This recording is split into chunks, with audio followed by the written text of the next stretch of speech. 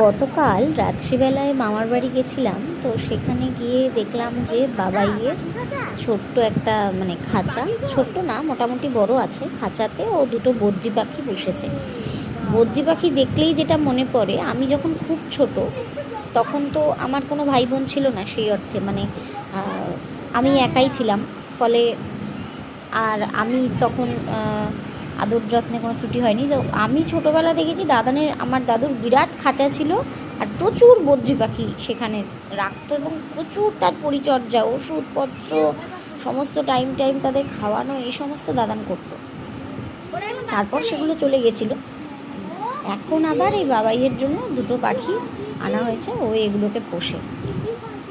গাছে ভর্তি, দেখো ওরে বাস, এদিকে দেখো জাস্ট সুন্দর সুন্দর সবেদা হয়েছে গাছে, আমার সবেদা অসাধারণ হয়েছে। এই দেখ এখানে বাবাই, এখানে কতগুলো হবে। একটাও সবেদা আমাকে দিসনি কিন্তু বাবাই, একটাও সবেদা পাইনি। এতগুলো সবেদা হয়েছে গাছে, একটা সবেদা আমার অব্দি আসেনি। কেন কেন দেখি দেখি দেখি কোথায় আম হয়েছে আমার আন্ডারে। দেখ সর। আরে এই দেখ এখানে এখানে বেগুন গাছ। বেগুন দেখি দেখি দেখি, বেগুন গাছ এটা।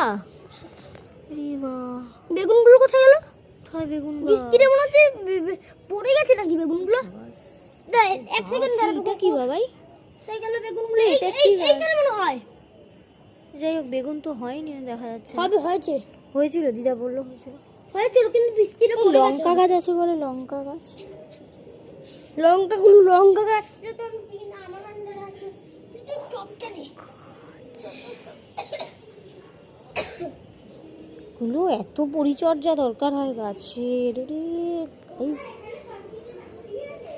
সবেদাগুলো জাস্ট দেখো, মানে এগুলো পুরোটাই আমার দাদু পরিচর্যা করে। প্রচুর গাছ লাগিয়েছে ছাদে, দিনের বেলা আমার আসার টাইম হয় না, ফলে আমি এখনই এসে ভিডিও করছি। কি সুন্দর সুন্দর গাছ লাগিয়েছে, পুরো বাগান হয়ে গেছে তো। এইখানে লেবু গাছ আছে, কাটা আছে বাবাই দেখি। আমার গাছগুলো এগুলো আমার গাছ।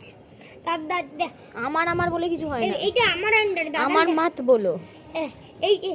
এইটা আমার আন্ডারে, কিন্তু দাদা দেখাশোনা করে। আমার বলে কিছু হয় না। বাহ, জবা ফুলে কত করি এসছে, দারুণ হয়েছে।